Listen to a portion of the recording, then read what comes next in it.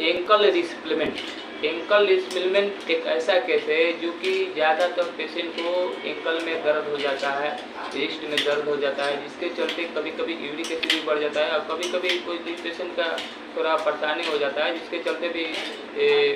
Ankle में दर्द हो जाता है। उसके लिए आप लोग केवल फिजियोथेरेपी का ट्रीटमेंट कराने से वो पेशेंट ठीक हो जाता है।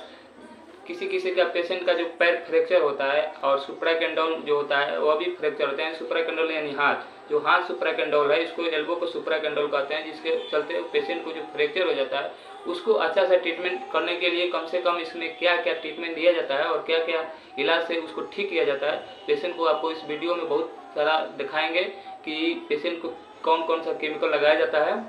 पेशेंट को सुप्राकेंडोल में ज़्यादा परेशानी होने के चलते और ज़्यादा फ्रैक्चर हो जाता है तो उस पेशेंट को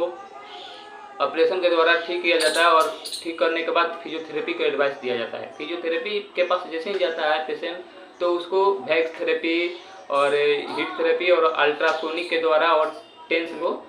जो हाथ जो है टेढ़ा है वो सीधा हो जाएगा, जिसके चलते उसको पुलिंग एक्सरसाइज भी किया जाता है। पुलिंग एक्सरसाइज करने से क्या होता है पेशेंट को, जिससे कि एंकल जो है और सुप्राकेंडोल जो है वह सीधा हो जाता है, जिसके चलते देखिए मेन चीज़ है कि फ्रैक्चर हो जाता है पेशेंट को और आगे जाके उसको दिक्कत ना हो, इसलिए फिजियोथेरेपी कराना चाहिए, जिसके चलते पेशेंट को ट्रीटमेंट अच्छे से मिले। और स्पेरिंग जो कि एंकल जो है चलाया जाता है, स्पेरिंग को, जिसके चलते पेशेंट को जो एंकल होता है, एड़ी होता है, वह जो जाम होता है वह बिल्कुल ठीक हो जाता है। एंकल से क्या होता है, पेशेंट का जो नॉर्मली चलने का तरीका होता है वह उसमें बदलाव हो जाता है। देखिए एंकल का एक्सरसाइज कैसे होता है और रिस्ट का एक्सरसाइज और एल्बो का एक्सरसाइज जो होता है वो अच्छे तरीके से होगा। इस वीडियो में बहुत आपको लाभ मिलेगा और इस वीडियो से अच्छे आपको ट्रीटमेंट का सलाह भी मिल जाएगा। फिजियोथेरेपी में एक और आपको एडवाइस दे रहा हूँ कि जिसके चलते आपको पता होगा कि जो ब्रेन को ट्यूमर के द्वारा होता है, जो कि नर्वस सिस्टम के द्वारा भी संचालित किया जाता है। इसमें देखिए मेन चीज़ है कि यहाँ पर रेडियल नर्व है।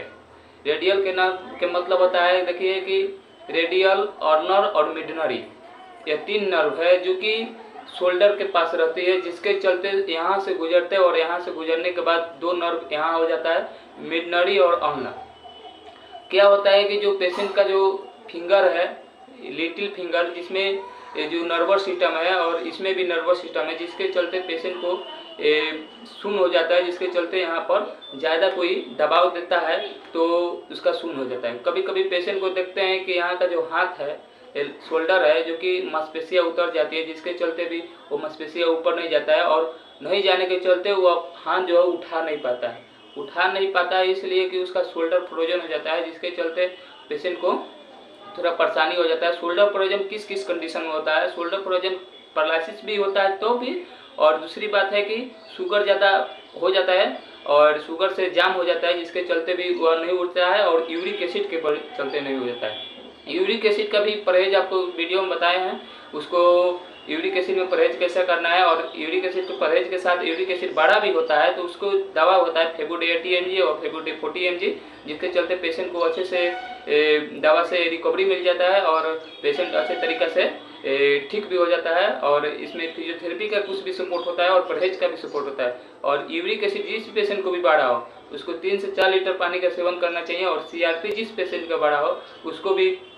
थोड़ा परहेज कर लेना चाहिए और बाहर का सामान नहीं पीना है और खाना है। और दूसरी बात है कि इसमें गुनगुना पानी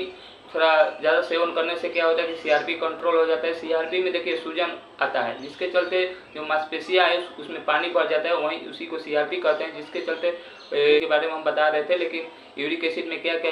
फंक्शन है जो कि आपको वीडियो में बताए हैं, और इसको शोल्डर फ्रोजन और एंकल और रिस्ट और सुप्राकेंडोल के बारे में आपको बता रहे थे इस वीडियो में। और इस वीडियो में आपको फिजियोथेरेपी का कैसे सपोर्ट लेना है और कैसे एक्सरसाइज होगा और सुप्राकेंडोल का कैसे